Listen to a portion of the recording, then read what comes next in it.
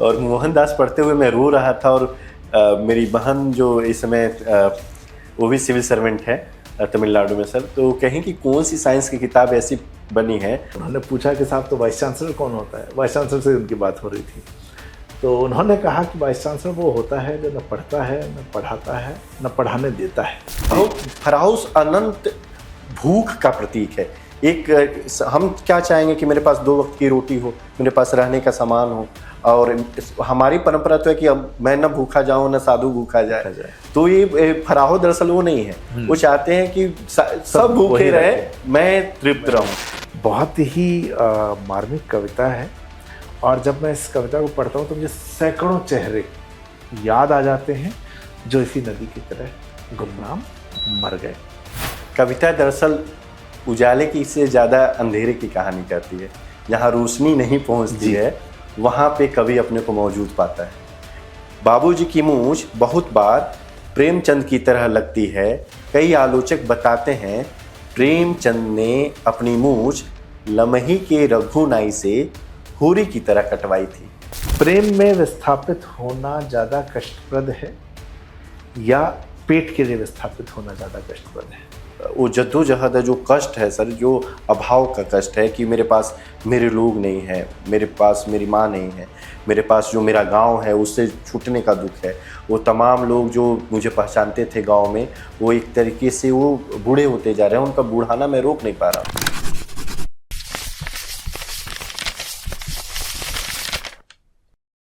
नमस्ते, मेरा नाम है नवीन चौधरी और दैनिक जागरण हिंदी हम के बातें किताबें सेगमेंट में आज मेरे साथ एक ऐसे लेखक जो कि बुद्ध की धरती से आए हैं, और उनकी किताब का नाम भी है बुद्ध और फराओ। ये कवि है। मैं किसी कवि का पहली बार इंटरव्यू ले रहा हूँ, इसलिए इंटरव्यू बहुत खास है। इसको देखिएगा। और दीपक की जो कविताएं हैं, इसको पढ़ते हुए मतलब मैंने पढ़ी, मुझे बहुत मज़ा आया। तो हमें लगा कि क्यों ना दीपक से इसके बारे में बात की जाए। तो दीपक जी, आपका बहुत बहुत स्वागत है। धन्यवाद सर। इनके बारे में मैं आपको बताऊं कि पहले इन्होंने जीएसटी में नौकरी की, जो सपना होता है बहुत से युवाओं का, और उसके बाद उसको छोड़कर प्रोफेसरशिप में आए। अब ये दिल्ली विश्वविद्यालय में पढ़ा रहे हैं। तो अपने सपने को जीना, अपने शौक को जीना, ये कैसा होता है, ये भी दीपक से हमें जानने को मिलता है। दीपक, सबसे पहले मैं यही चीज़ जानना चाहूँगा कि ये जो शौक था पढ़ाने का, मतलब एक तो जीएसटी, क्योंकि हम लोग, मैं भी बिहार से आता हूँ, आप उत्तर प्रदेश से हैं, तो हमारे घर में बचपन से तो वही होता है, बैंक पीओ बन जाओ, आईएएस बन जाओ, यूपीएससी दे दो, स्टेट पीसीएस दे दो। तो वो किया भी आपने, और करने के बाद तो घर वाले तो मानते नहीं कि काहे छोड़ रहे हो, अच्छा खासा दहेज मिल जाता, ये हो जाता, समाज में वो होता, लेकिन फिर आप पढ़ाने आते हैं। तो वो कौन सा ऐसा प्रेरणा वो थी, या कौन सी ऐसी अंदर से इच्छा थी कि नहीं यार, ये नहीं, मेरा असल में काम ये है?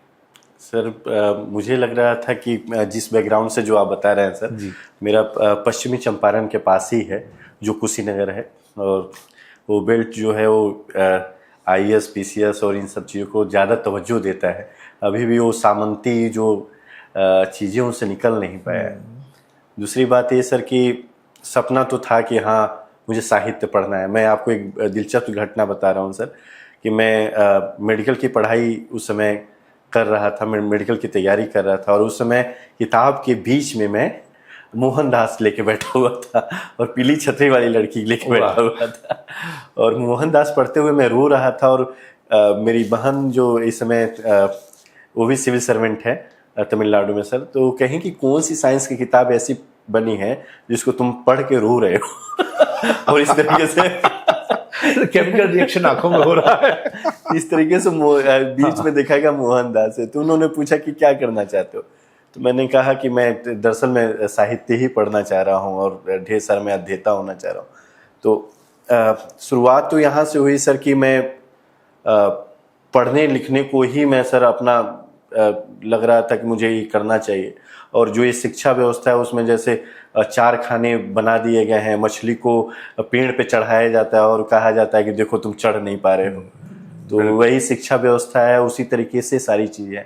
पढ़ने के क्रम में मुझे बुद्ध मिले, पढ़ने के क्रम में कबीर मिले, और अप दीपो भव जैसी चीज़ें मिली। तो मुझे लगा कि जो मन का है, एक जीवन मिला और उसको जो मन का है उससे मुझे करना है। और मन का मेरा ये है कि सर मैं आजीवन विद्यार्थी बना रहना चाहता हूँ, तो उसको मैं चुना सर। तो पढ़ाने में ये तो खैर एक है। इस पे एक बड़ा मजेदार सा किस्सा है, और ये मैं 2 मिनट आपका समय मैं ले लेता हूँ। बिल्कुल। तो मेरे पिताजी प्रोफेसर रहे संस्कृत के, तो उन्होंने किस्सा सुनाया था। जो दीपक कह रहे पढ़ने की बात, तो एक किस्सा ये था कि पहले लेक्चरर और रीडर कहा जाता, तब तो एसोसिएट प्रोफेसर, असिस्टेंट प्रोफेसर होते हैं।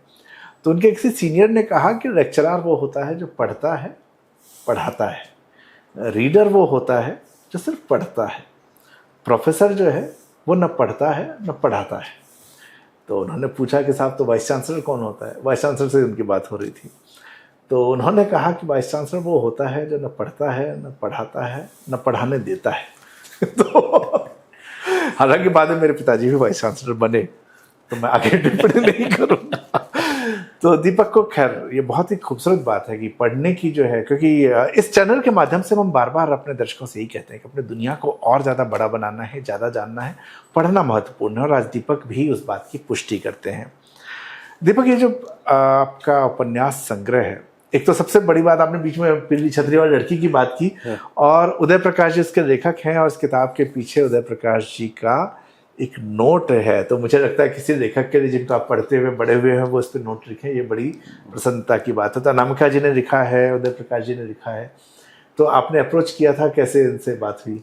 उदय प्रकाश सर, तो मैं जब मुझे लगता है कि उनकी कहानियों का मैं बहुत आकर्षित करती रही हैं बहुत ज़्यादा, और उनकी कहानियाँ मेरे जीवन से जुड़ी हुई कि एक लेखक जब लिखता है तो नहीं सोचता, लेकिन मैं तिरिच पढ़ते हुए मुझे लगता है कि वो किस तरीके से मेरे पिताजी से जुड़ा हुआ है। मैं हमेशा भय मेरी माता जी को कैंसर हो गया, और उनकी कहानियाँ कुछ जैसे नील कटर है, और एक बहुत ढेर सारी चीज़ें जो है वो लगता था जैसे मेरे जीवन से जुड़ी हुई हैं सर।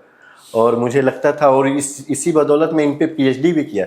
अच्छा। सर के ही कहानियों पे मैं पीएचडी किया। और बहुत कम लोग जो मुख्य धारा से बाहर के लोग हैं वो जानते हैं कि सर की कहानियाँ, उपन्यास के बारे में तो जानते हैं, उपन्यास नहीं कहानियों के बारे में जानते हैं, लेकिन कविताओं के बारे में बहुत कम जानते हैं। लेकिन वो सर से जब बात होती है तो कहते हैं कि कविताएं जो है वो मेरे लिए महत्वपूर्ण है, बहुत महत्वपूर्ण है। जी, वाह। अच्छा, इस किताब का नाम बुद्ध और फराओ किताब का नाम है। अब ये 2 बड़ा इंटरेस्टिंग व्यक्तित्वों की बात है, ऐतिहासिक व्यक्तित्व। एक तरफ बुद्ध राजा थे, घर बार छोड़ के भगवान हो गए। फराओ मिस्र के, अब इनको जो है जब मरते हैं तो अपने साथ ये नौकर, सोना चांदी सब लेकर जाते हैं, मरने के बाद भी इनके साथ जाता है। तो एक विरोधाभास है। तो क्या ये जो पूरा कविता संग्रह है, इसको आप दुनिया के इस विरोधाभास को दिखाना चाहते थे? That is my one question. Second question, मैं इसके नाम पे भी आना चाहता हूँ कि ये बुद्ध और फराओ जो नाम है, ये नाम क्यों रखा गया? सर मैं पिछली नौकरी में था, और वहाँ पे लगभग दिन भर और सारी चीज़ें, उस नौकरी में मैं बड़े बड़े धनाढ्यों से रूबरू होता था और देखता था उनका जीवन कैसा है। तो मेरे पास, और उस समय पढ़ भी लगभग सुबह 3 बजे मैं उठ जाता था, और सुबह का समय मैं इस पढ़ने लिखने पे देता था मैं। हाँ। उस समय मेरे पास 2 रास्ते थे, एक पश्चिम का रास्ता था, और मैं अपने जीवन के जद्दोजहद में भी फंसा हुआ था कि मुझे क्या चुनना है, किस तरीके का जीवन चाहिए मुझे। तो उस समय पढ़ते हुए मैं एक फराहो के पास गया, जो वो अमरता की महत्वाकांक्षा रखते थे। दरअसल जो भौतिकवाद है, जो अंधा भौतिकवाद है, जिसमें कृत्रिम भूख पैदा की गई है, और अमर होने की जो चाह है, सुंदर दिखने की चाह है। मैं चाहूँगा फराओ के बारे में थोड़ा और भी आप बताइएगा, क्योंकि कौन है, क्योंकि हमारे बहुत से दर्शक संभवतः न जानते हैं। फराओ मिस्र के राजा हुआ करते थे, जैसे कि जार रूस के राजशाही के प्रतीक थे, हमारे यहाँ महाराज सम्राट होते थे, उसी तरह वहाँ फराओ हुआ करते थे, वो जो हमारे यहाँ राजा के समतुल्य। और वो अनंत लालसा, वो वहाँ के राजा जो थे, जो मिस्र के पिरामिड बनाए, मिस्र के पिरामिड सब लोग जानते हैं, मिस्र के पिरामिड, और कहा जाता था कि कई 100 सालों तक वो दुनिया की सबसे ऊंची इमारत बना हुआ था, और इतनी खूबसूरती से बनाया गया है कि उसमें एक ब्लेड भी नहीं अंदर डाला जा सकता, और आज भी वो कहा जाता है चांद से वो दिखता है। अब पिरामिड सबको दिखता है, लेकिन बनने की प्रक्रिया क्या थी, क्यों बनाया गया, और ये जो मिस्र के फराओ की जो अवशेष ममी क्यों बनाई गई, उनके जो कब्र हैं उसमें हजारों हजार दासों को मार के लिटाया गया कि जब वो जिंदा हो फराहो तो उनके पैर धूल धूसरित ना हो। वो उन सोने चांदी की कब्रों में साथ ले गए कि एक दिन ऐसा खोज लिया जाएगा कि हम पुनर्जीवित होंगे। उनके अंगों से, सारे शरीर से सारे अंग निकाले गए और बड़े बड़े जारों में रखे गए। वो नकली दाढ़ी लगाते थे और चाहते थे कि वो सूर्य और जो ग्रीक देवता है उनकी तरह दिखे। लेकिन जो उनके कर्म थे, वो जो जीने की प्रक्रिया, अमरता की प्रक्रिया थी, वो बहुत क्रूर थी। वो लोगों के, छोटे छोटे बच्चों के जो खून पिया उन्होंने जवान रहने के लिए। उन्होंने व्यभिचार में आकंठ डूबे हुए थे। वे ऐसा लगता था कि जैसे कि उनके मनोरंजन का साधन ऐसा था कि लोगों के ऊपर लेप, शहद का लेप लगवाते थे और मधुमक्खियां जब उन पर टूटती थी तो खुश होते थे, उनके लिए मनोरंजन था। और दूसरा एक रास्ता ये था सर कि बुद्ध वाला रास्ता, जिस आदमी के पास सब कुछ था, उसी समकालीनता के, समकालीन समाज था और समकालीन बुद्ध भी हुआ करते। तो थोड़ा सा आगे पीछे है समय। बुद्ध ने सब कुछ छोड़ दिया, सब कुछ छोड़ दिया और अपने केवल निर्वाण के लिए नहीं, वो महायान जो आप जानते हो, हीनयान और महायान, तो एक बड़ी एक संकल्पना है कि बड़की नाव है, केवल अपने निर्माण के लिए नहीं, बार बार वो जातक कथाओं में और बार बार लौटते हैं, बार बार वो उनका जन्म होता है वो कि और लोगों का निर्माण हो सके। अपने उन्होंने केस काट डाले, ये जो एक ज्ञान है जो दुनिया के भार को कम नहीं करता, उसका मैं लेके क्या करूं, जो दुनिया में करुणा नहीं बढ़ता उसको लेके मैं क्या करूं। तो वो इतने सहज हो गए थे। तो इस कविता का एक अंश ये भी है सर कि सारी नदियां, सारे पशु पक्षी अपनी दुख कह सकते थे। तो ये सर मुझे लगता था कि एक दो रास्ते हैं जीवन के। एक तो हाँ, और सर फराहो के बारे में कौन जानता है, फराहो पद है उसके बारे में जानता है, लेकिन एक सब कुछ जो भारतीय परंपरा है, त्याग के द्वारा राम त्याग किए, बुद्ध त्याग किए और उसके द्वारा उन्होंने करुणा उनको महान बना ले गई और अमर बना ले गई सर। तो मेरे थॉट में ये दर्शन भी था और दो पश्चिम और भारतीय जो संस्कृति है और जीवन जीने की पद्धतियां थी और क्या आदर्श हो सकता है इस जीवन का। महात्मा गांधी एक बात कहते थे सर कि दुनिया के पास इतने संसाधन हैं कि वो हजारों सालों तक इस पूरी दुनिया जी सकती है और पर्याप्त है, लेकिन एक आदमी की महत्वाकांक्षा के लिए वो पर्याप्त नहीं हो सकता। तो ये फराहो जो पद्धति है या जो ये भौतिकतावाद वाली जो पद्धति है, उस तरीके के जो पूंजीवाद है जिसको कहा जाता है घोर पूंजीवाद, वो इस तरीके से चीजें है। लेकिन क्या दुनिया में फराहो के हुए बिना बुद्ध हो पाना संभव है? एक ऐसा आदमी जो जी नहीं पाता, जिसको जीने के लिए, जीवन यापन के लिए बेसिक सी चीजें नहीं मिलती, छोड़ने की इच्छा तो वो रखेगा ना जिसके पास बहुत है। क्या ये विरोधाभास नहीं है हमारे? हम सब बुद्ध होना चाहते हैं, लेकिन ये सच है कि बुद्ध होने के लिए मेरे पास उतने पैसे नहीं है। बुद्ध होने के लिए पैसे की जरूरत है नहीं सर। फराहो अनंत भूख का प्रतीक है। एक हम क्या चाहेंगे कि मेरे पास 2 वक्त की रोटी हो, मेरे पास रहने का सामान हो, और हमारी परंपरा तो है कि मैं न भूखा जाऊं न साधु भूखा जाए। तो ये फराहो दरअसल वो नहीं है, वो चाहते हैं कि सब भूखे रहे, मैं तृप्त रहूं। तो ये फराहो ये है सर। ये दरअसल एक तरीके से वो पश्चिम है, पश्चिम के जो उस समय औपनिवेशिक समाज था वो उसका प्रतीक है सर, कि जो साम्राज्यवादी समाज था और उस तरीके की चीजें हैं सर यहाँ पे। बिल्कुल। अच्छा, एक कविता है आपकी रूनी नदी, पहली कविता है इसमें। अमूमन नदियां समंदर में जाकर मिल जाती हैं, पूर्णता को धारण करते हुए एक सुंदर जीवन जीते हुए, लेकिन कुछ नदियों को धरती सोख लेती है या कोई रेगिस्तान उन्हें निगल जाता है। एक उम्र तलक अपनी हड्डियां गलाने के बावजूद ढेरों ढेर लोग एक सुंदर जीवन में कहीं बहुत दूर गुमनाम मर जाते हैं। कोई समंदर उनका इंतज़ार नहीं कर रहा होता। बहुत ही मार्मिक कविता है, और जब मैं इस कविता को पढ़ता हूँ तो मुझे सैकड़ों चेहरे याद आ जाते हैं जो इसी नदी की तरह गुमनाम मर गए।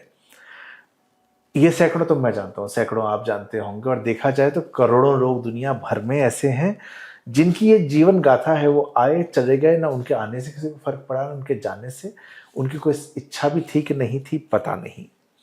तो जब उन चेहरों को हम याद करते हैं कष्ट होता है, लेकिन फिर प्रकृति का एक नियम भी है। जो पिरामिड की हम बात कर रहे हैं, पिरामिड में ऊपर जगह कम होती चली जाती है। एक बेल बरगद में लिपट के खड़ी होती है और उसी बरगद की छांव की वजह से मर भी जाते हैं पौधे, उनको धूप नहीं मिलती।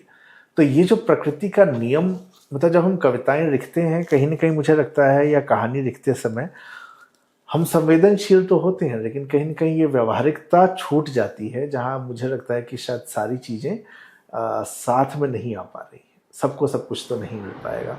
तो एक कवि के तौर पे संवेदनशीलता और व्यावहारिकता, इन दोनों को आप कैसे देख रहे हैं और कैसे सामंजस्य क्या बिठा है इसमें? सर, कविता दरअसल उजाले की से ज़्यादा अंधेरे की कहानी कहती है। जहाँ रोशनी नहीं पहुँचती है वहाँ पे कवि अपने को मौजूद पाता है। जो सारी इतिहास जो है आज तक का जो परंपरागत इतिहास लिखा जाता था वो राजा महाराजाओं की कहानी और तथ्यों की कहानी थी। जो साहित्य है वो साहित्य किनका है, ये बड़ा प्रश्न है। लेकिन गोदान लिखा जा रहा है, नागार्जुन लिख रहे हैं या फिर केदारनाथ सिंह लिख रहे हैं। मेरे होने में एक कवि जिनसे मिल के बना रहता है, जो उनकी पीड़ाएं रहती हैं उसको दर्ज करता रहता है। मेरे गांव में शायद बहुत कम लोग हैं जिनको लोग जानते हैं, लेकिन वो जो कह रहे हैं मेरे गांव का जो पिरामिड है उस पिरामिड के शीर्ष पे मैं हूँ, लेकिन उस पिरामिड के शीर्ष पे पहुंचने के लिए मेरा पूरा गांव का जो आधार है उसको मैं भूल नहीं सकता सर। तो दर्ज है, उनकी पीड़ा मेरे अंदर है और उनकी स्मृतियां मेरे अंदर हैं, जिनकी वजह से मैं बना हूँ और एक कवि बना है, या उसकी स्मृतियां बनी है या उसकी कविता बनी है, तो मैं उसको ले के साथ चलना चाहता हूँ। बहुत एक आपकी किताब है कविता में उतरते हुए, आप कविता में उतरने कब से शुरू हुए?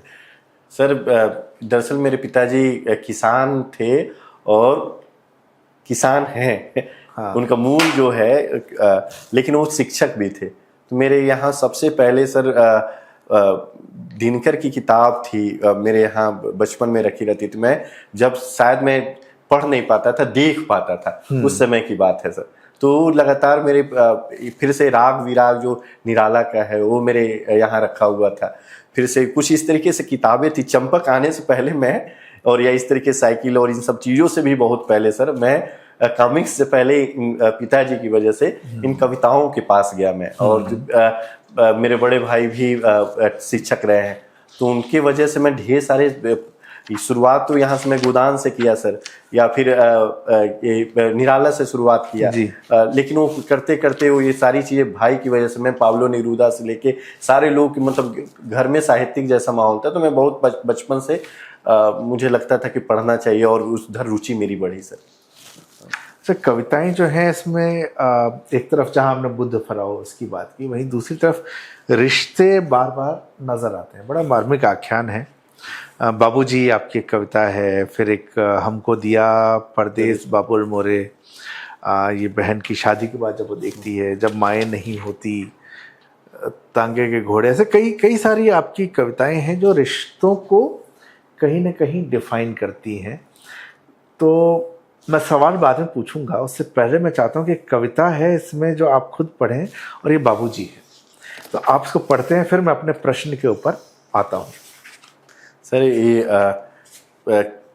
बहुत प्रिय कविता रही है मेरी, और अनामिका मैम को भी ये बहुत प्रिय कविता लगी थी। 29 नंबर पेज है। एक मिनट सर।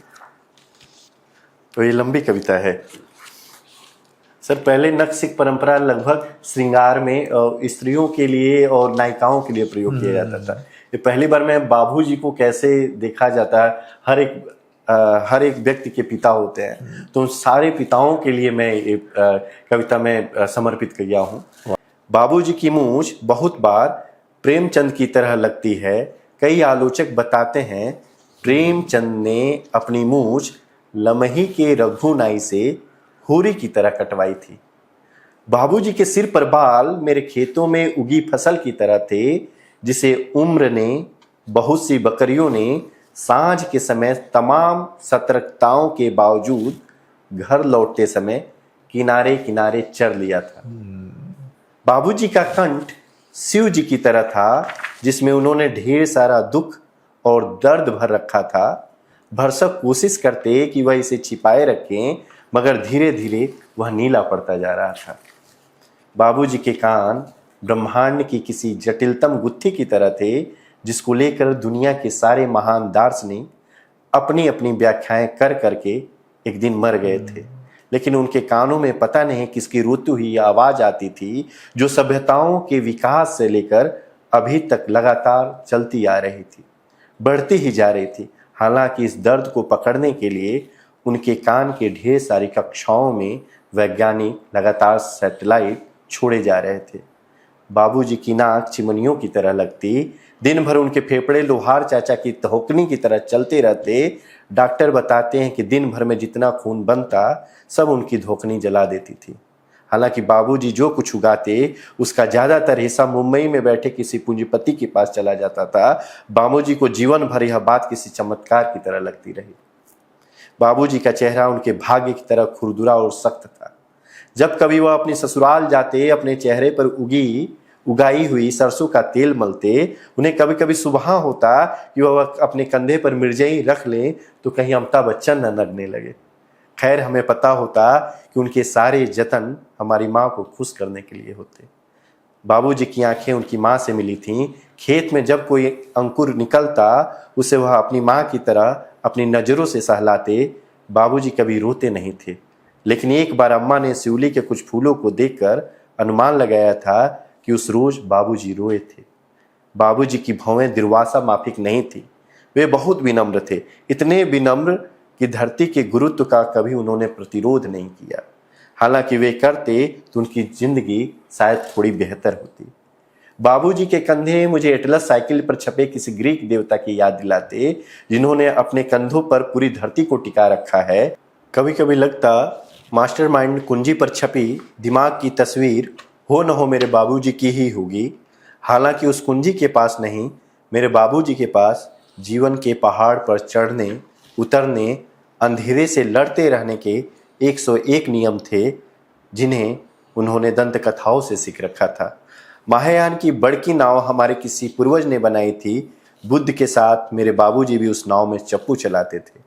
उनके हाथ दुनिया के सबसे खूबसूरत हाथों में से एक थे, जो सिर्फ और सिर्फ दुनिया की बेहतरी के लिए उठते थे। बाबूजी शहद खाते थे और जब बोलते उनके शब्दों पर कुछ मीठा मीठा सा चिपका होता। हालांकि वह नीम का दतवन करते और दांतों से अखरोट तोड़ते थे। बाबूजी के पैर बरगद की तरह मजबूत और गहरे थे, इतने गहरे कि उनकी सोरें पाताल तक जाती थीं, जहां वे देवताओं से कभी कभी बात करते थे और हमें बता देते थे कि कल बारिश होगी। हालांकि बहुत बार उनके देवता उनसे झूठ बोल जाते थे। वाह, बहुत ही सुंदर। बाबूजी पे कविता बड़ी प्यारी है। एक कविता और फिर मैं सवाल पे कविता की मैं छोटी सी लाइन, आखिरी 3-4 लाइनें मैं पढ़ देता हूँ। और ये जो कविता है इसका नाम है हमको दिया परदेस बाबुल मोरे। मैं आखिरी की 4 लाइनें आपके लिए पढ़ रहा हूँ। एक रोज जाने क्या मन में आया कि दीदी फोन पर बोल रही, भैया तू मेरे सारे सामान ले ले, अब वे तेरे हैं। जिन चीज़ों को छूने पर वह घंटों मुझसे बहस किया करती, लड़ती थी, आज वह सब मेरे हो गए थे। उसका कमरा, उसकी साइकिल, माँ बाबूजी, सब कुछ। तो बहन की शादी के बाद पिताजी के बारे में आपने सुना, ऐसा ही माँ के बारे में कविता है। तो रिश्ते जो हैं उनको बड़े मार्मिक रूप में आपने प्रस्तुत किया है। तो मैं सवाल ये पूछना चाहता था कि ये ऑब्जर्वेशन है, निजी अनुभव है, या दोनों का एक मिक्सचर है? सर, कोई लेखक या साहित्यकार या फिर कवि जो होता है यथार्थ तो होता है सर थोड़ा सा, लेकिन ऑब्जर्वेशन दोनों मिक्स ही होता है। कहा जाए कि अपना निजी अनुभव साथ साथ में बगल से आसपास का ऑब्जर्वेशन जो है वो सारी चीज़ें आते हैं सर, वो आती है। लेकिन ये सर ये एक कविता जो है वो सच है कि मेरी बहन की विदाई हो रही थी और वो उस समय मार्क्स को पढ़ी थी, फ्राइड को पढ़ी थी, बेटी फ्राइडन को पढ़ी थी और कहती थी कि ये पितृसत्ता जो चीज़ें हैं इसको मैं आग लगा दूंगी, मैं नहीं मानती, मैं शादी नहीं करना चाहती, या फिर मैं आर्थिक आत्मनिर्भर हूँ, उससे सारी दुनिया को बदल दूंगी। लेकिन धीरे धीरे धीरे किस तरीके से सारी चीज़ें समाज उसको किया, उसको वो सारी मतलब उनके दुख जो थे मैंने उस समय महसूस किया, उसको कविता में दर्ज किया था उसी वक्त। तो समाज में जो घटनाएं घट रही है हमारे इर्द गिर्द, कविता कहानी वहीं से आ रही है। तो मैं चूंकि कहानी लिखता हूँ तो मुझे कहानी समझ में आती है। कविता के रूप में जब उसको आप लिखते हैं, जब उसको कविता में रूपांतरण होता है समाज में घटती हुई घटनाओं का, तो वो क्या प्रक्रिया क्या होती है? मैं उस प्रक्रिया को समझना चाहता हूँ। और माफ़ी चाहता हूँ दर्शकों से, मैं कवि का पहली बार इंटरव्यू ले रहा हूँ, और जो मुझे जानते हैं वो जानते हैं कविता प्रेम को मेरे, तो ये मेरे अपने सीखने के लिए भी है सवाल। सर ये लगभग ये कविता संग्रह तैयार करने में लगभग मुझे अभी बाद में भी इसको प्रकाशित कराने में भी मुझे संकोच लग रहा था। और ये पहली कविता इसमें 2009 या 8 की है जी। और 2025 अंतिम कविता है, 2025 में अंतिम कविता जो संग्रहित हुई है। और ये लगभग 15 साल या 16 साल की यात्रा है। तो उसमें एक नदी की तरह सारी घटनाएं चल रही हैं, सारी चीज़ें जो समाज है और समाज की क्रिया और प्रतिक्रिया सारी चीज़ें चल रही हैं, और नदी की तरह सारी घटनाएं बह रही हैं, संवेदनाएं बह रही हैं, उसके जो संघर्ष हैं सारी चीज़ें बह रही हैं। उसमें अंजुली से अपने कितना निकाल पाया और किस तरीके से निकाल पाया, कुछ चीज़ें मुझे बहुत हृदय के पास गई और उसको लगा कि मुझे दर्ज करनी चाहिए, वो कविता के रूप में आई। बहुत चीज़ें ऐसी थीं जो दिल को लगीं, लेकिन इसके बावजूद ऐसी परिस्थितियां नहीं बनी कि मैं उसको दर्ज कर पाता। और जो तथ्य कई बार ऐसा होता है कि उस सारी चीज़ें संवेदना आ रही है, लेकिन अभिव्यक्ति जो है हम नहीं चाह रहे हैं, लिखना ही नहीं चाह रहे हैं, उसको बस महसूस करना चाह रहे हैं। और कई बार ऐसा लगता है कि इसको लिखने के बाद थोड़ा सा हल्का महसूस कर रहे हैं। तो ये दरअसल पीड़ा भी है, ऑब्जर्वेशन भी है, और एक कहा जाए कि एक नैतिक जिम्मेदारी भी अब तो चूंकि कवि की तरह मैं महसूस करने लगा हूँ और साहित्य पढ़ाता हूँ और साहित्य पढ़ता हूँ, तो मुझे लगता है कि एक मेरी अब नैतिक जिम्मेदारी, प्रतिबद्धता भी बन गई है कि जो चीज़ें हैं उसके जो प्रतिरोध है मेरा दर्ज होना चाहिए, जो समाज की घटनाएं है उसको दर्ज होना चाहिए। और वो जो मुख्यतः जो संवेदना है कि मैं क्या सोच रहा हूँ, दुनिया क्या सोच रही है, या क्या नज़रिया होना चाहिए एक अपने व्यक्तिगत रूप से, उसको दर्ज करना चाहिए। आपने जो भी बात की, इसी से जुड़ी हुई मैं एक दूसरी बात, जो अनामिका जी ने भूमिका में लिखा है, उन्होंने एक लाइन को यूज़ करते हुए फिर उसको कोट करते हुए आगे उसका रेफरेंस दिया है। वैसे तो कालिदास ने यह बात दुष्यंत के बहाने प्रेमियों के मन के लिए कही है कि जहाँ प्रिय की स्मृतियाँ हर ओर बिखरी हों, वह रमणीय स्थान छोड़कर जाते हुए मनुष्य का मन रथ की रेशमी पताका सा पीछे की ओर ही मुंह किए फड़फड़ाता रहता है। पर नौकरी की तलाश में गांव कस्बा छोड़कर शहर आ बसने को मजबूर नवयुवकों या किसी कॉन्फ्लिक्ट जोन से खदेड़ दिए गए मासूम विस्थापितों के मन पर भी यही बात लागू होती है। आपकी कविताएं समाज हम सब की बात है, जो आपके पिछले आंसर में निकल के आया है। आप नौकरी करने के लिए अपने घर से निकल के आए, मैं नौकरी करने के लिए अपने घर से निकल के आए, इस रोजी रोटी के लिए हम यहाँ पर हैं। एक उम्र में प्रेम भी हम सब ने किया है, आपने भी किया होगा, मैंने भी किया। प्रेम में विस्थापित होना ज़्यादा कष्टप्रद है या पेट के लिए विस्थापित होना ज़्यादा कष्टप्रद है? कष्ट अपने आप में तुलना का चीज़ नहीं है। कष्ट जो है प्रेम में विस्थापित होना या फिर रोजी रोटी के लिए विस्थापित होना, दोनों अलग संघर्ष हैं सर। और रोजी रोटी के लिए तो पूरा सारा पेट का ही सारा चीज़ है कि हम लोग वहाँ से लेके यहाँ नौकरी कर रहे हैं, नौकरी के लिए भाग रहे हैं, दिल्ली भाग रहे हैं, बाहर भाग रहे हैं, या फिर अपना मातृभूमि जो छूट गई, माँ छूट गई, पढ़ाई के लिए माँ से दूर चले गए, यहाँ पे पढ़ने आ गए, नौकरी के लिए मातृभूमि छूट गई, जहाँ से भाषा छूट गई, सारी चीज़ें। तो ये तो बड़ा दुख है सर। और प्रेम का दुख तो सर वो तो बहुत गहरा है, वो अलग तरीके का दुख है। तो लेकिन ये है कि सर स्मृतियाँ जो हैं, इन सारी चीज़ों की स्मृतियाँ जो है ये कविता का निर्माण करती हैं, जो अंदर जो चल रहा है और जो दर्द है। देखेंगे कि सर इस संग्रह में मेरे पास मैं वो जद्दोजहद है, जो कष्ट है सर, जो अभाव का कष्ट है कि मेरे पास मेरे लोग नहीं हैं, मेरे पास मेरी माँ नहीं है, मेरे पास जो मेरा गांव है उससे छूटने का दुख है। वो तमाम लोग जो मुझे पहचानते थे गांव में, वो एक तरीके से वो बूढ़े होते जा रहे हैं, उनका बूढ़ाना मैं रोक नहीं पा रहा हूँ। एक तरीके से धीरे धीरे वो मृत्यु को प्राप्त हो रहे हैं। और अगली बार जाता हूँ तो लगता है कि त्रिवेणी चाचा नहीं रहे, अगली बार लगता है कि किशोर भैया नहीं रहे, कोई इस तरीके से लगातार, और जो नई पीढ़ी आ रही है वो मुझे पहचानती नहीं है। तो इस तरीके से धीरे धीरे अपने जड़ से उखड़ने का तो दुख है। और ये स्मृतियाँ जो है वो मेरे जो निर्माण हुआ है, मैं गांव में रहा हूँ, मैं भाग्यशाली हूँ कि मैं किसी गांव में पैदा हुआ हूँ, भारत के गांव में पैदा हुआ हूँ। और वहाँ से वो सारी स्मृतियाँ जो है मेरे इस संग्रह में जो मैं ढो के ला पाया, जिनको बचा पाया हूँ, तो वो मेरा इस कविता का निर्माण करते हैं, कविता संग्रह का निर्माण करते हैं। और दरअसल वो मेरा भी निर्माण है सर, मैं कितना हद तक अपने को बचा रखा पाया हूँ इस भाग दौड़ की दुनिया में सर। एक राही मासूम रजा की गज़ल थी जो उन्होंने गाई थी जगजीत सिंह ने, हम तो हैं परदेश में, देश में निकला होगा चांद। तो मैंने जब उसको सुना, उस समय मैं हॉस्टल में था, तो तब तक तो मैं इसको एग्जैक्ट जो मीनिंग है मीनिंग में ही लिया कि हम दूसरी जगह पे हैं, हमारे यहाँ का चांद मतलब अपने शहर की अलग बात थी। फिर एक बार मैं नौकरी करने जब दिल्ली आया तो अपने घर की छत पे यही गज़ल सुन रहा था और मुझे दूसरी छत पे चांद नजर आया। तो मैंने कहा अच्छा, चांद के कई अर्थ और भी हो सकते हैं, और पृथ्वी का एक ही चांद है, लड़के तो जुपिटर हो जाते हैं, उनके 16-16 चांद हो जाते हैं कई बार। तो आपकी ज़िंदगी में कितने चांद आए हैं सर? एक मेरी कहानी है तनुजा त्रिवेदी, तो उस तरीके से सर, तो प्रेम तो मेरा मतलब कि एक ही चांद था। अच्छा जी सर, तो और मुझे लगा कि प्रेम को जितना, प्रेम के बारे में कभी मेरा मानना है कि जितना गहराई से डूबा जाए सर, तो जो डूबा सो पार, या फिर गालिब का जो है सर कि ये बड़ा आग का दरिया है। तो हालांकि मैं जब पिछला सवाल पूछा था, एक कारण ये भी था कि आज के दौर में क्या चल रहा है पता नहीं, लेकिन जिस समय हम लोग किशोर हो रहे थे, हम लोग युवा हो रहे थे, बहुत सारे प्रेम संबंध सिर्फ पेट की वजह से, क्योंकि लड़के को अपने रोजगार के लिए वो शहर छोड़ना था और शहर छोड़ने में उसका प्रेम भी छूटा। ये भी कष्ट है, मुझे पता नहीं आपने इस पर कविता लिखी कि नहीं, लेकिन ये मेरी इच्छा है कि आप कभी ऐसे लड़कों पे भी कविता लिखे तो मैं बड़ा इमोशनल होकर उसको पढ़ूंगा।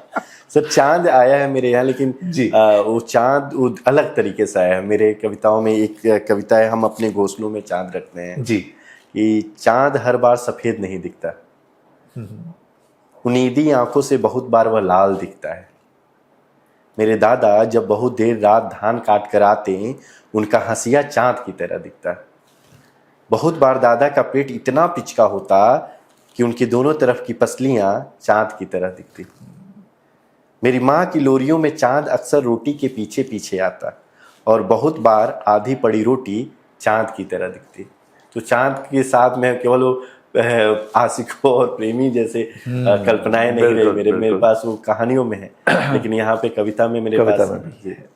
जी, आपने बात की कि आप जब जाते हैं तो बहुत से लोग नहीं रहते जिनको आप देखना चाहते थे। आप कवि हैं, कोई ऐसे कवि जो आप चाहते हैं कि अगर आपके बस में होता तो वो वापस आपको ले आते इस दुनिया में? मैं तो चाहता हूँ कि ये दुनिया कवियों से भरी रहे, और वो जो दात थे, जो दुनिया को बहुत सुंदर बनाना चाहते थे, मैं एक को नहीं लाना चाहूँगा। मैं चाहूँगा कि दुनिया में वो भले कविता न करें, लेकिन कविता जैसे लोग हो जाए, वो कवि हृदय लोग हो जाएं, वो सहृदय हो जाएं। तो मैं तो चाहूँगा कि जो उनकी आत्माएं हमारे पास आ जाएं, परकाया प्रवेश करें इस दुनिया में, उनकी कविताएं हम पढ़ें और कुछ हमें प्रभावित करें, और वो दुनिया में कुछ थोड़ा बहुत जो भी चीज़ें हैं वो सहृदयता आए। तो फिर इसको मैं दूसरा सवाल को पलटता हूँ, आपके पसंदीदा कवि कौन है? इसमें एक कविता है जो जब माएँ नहीं होती, और आपने उस कविता के नीचे ब्रैकेट में लिखा है आलोक धनवा से, तो आप उनको ये कविता कह रहे हैं, ऐसा मैं समझा कि आप उनको ये कविता बता रहे हैं। तो एक तो मैं समझ पा रहा हूँ कि आलोक धनवा निश्चित तौर पर प्रिय कवि हैं, आपने संभव तो उनकी कविता के जवाब में कविता लिखी है। तो एक तो मैं थोड़ा सा वो रेफरेंस जानना चाहता हूँ कि वाई आलोक धनवा से, वो आपने मेंशन किया है, और दूसरा इसके अलावा कौन से कवि आपके प्रिय हैं? मैं जब हिंदी साहित्य या साहित्य के पास आया तो मुझे कबीर बहुत अपील करते थे, और मुझे लगता था कि कबीर की कविताओं में रीढ़ की हड्डी है, और वो जो साहस होना चाहिए कविता के अंदर, या फिर जो संवेदना होनी चाहिए, वो कबीर मुझे बहुत अंदर तक प्रभावित करते रहे। और बाद के कवियों में मुझे बहुत अपील करते थे निराला, जो दातता है उनके अंदर, केदारनाथ सिंह, कुंवर नारायण, और अग्गे मुक्तिबोध, ये मतलब कि अंदर तक लगता था कि इनके पढ़ने के बाद मैं कुछ अलग महसूस कर रहा हूँ। तो वो मेरे जो दायरा है उसको बढ़ाया उन्होंने। तो और ये जो आलोक धनवा वाली जो बात, तो मैं जी। 2018 के आसपास की बात है कि जब मेरी माँ को कैंसर था और वो हॉस्पिटल में पड़ी हुई थी, और उसके बाद उनकी 2018 में ही मृत्यु हो गई कैंसर से। उस समय आलोक धनवा की एक कविता मैंने पहले पढ़ रखा था और काफ़ी दुख के क्षण थे मेरे। तो उस समय वो कविता इस तरीके से थी कि जिन बच्चों की माएँ होती हैं उनकी एक रील होती है, जहाँ तक मैं याद कर पा रहा हूँ, उनकी एक रील होती है जो सीटी बजाते हुए धड़धड़ाते उनके घर की तरफ जाती है, माँ की तरफ जाती है। तो उस समय मुझे एहसास हुआ मेरी तो माँ नहीं है।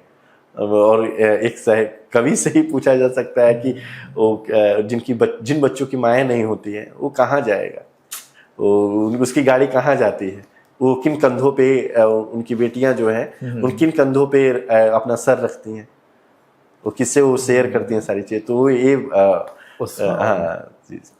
आखिरी सवाल की तरफ आ रहा हूँ दीपक। एक आपकी कविता है तांगे के घोड़े, मैं पूरी कविता नहीं पढ़ रहा, लेकिन इसकी जो आखिरी लाइन, 2 लाइन है वो पढ़ूंगा। कोई घोड़ा मरकर तारा नहीं बनता, तांगे वाले बनते हैं मरने के बाद ध्रुव तारा। घोड़े के माध्यम से एक बार फिर से आप समाज की ही बात कर रहे हैं। यहाँ पर पूंजीवाद जो विचारधारा के बीच में एक बार और बात आई थी, पूंजीवाद की भी बात आई, और प्रायः ये कवियों के अंदर जो विचारधारा है, तो 2 चीजें मैं एक साथ जोड़ देता हूँ कि ये जो एंटी पूंजीवाद विचारधारा है, क्या ये होना बहुत महत्वपूर्ण है कवि होने के लिए? That is one part. Second part, जब मैं फिर से व्यवहारिकता पे आ रहा हूँ, मैं इसको पूंजीवाद का समर्थन नहीं कह रहा, लेकिन पूंजीवाद के अपने कुछ गुण हैं और समाजवाद के अपने कुछ गुण हैं।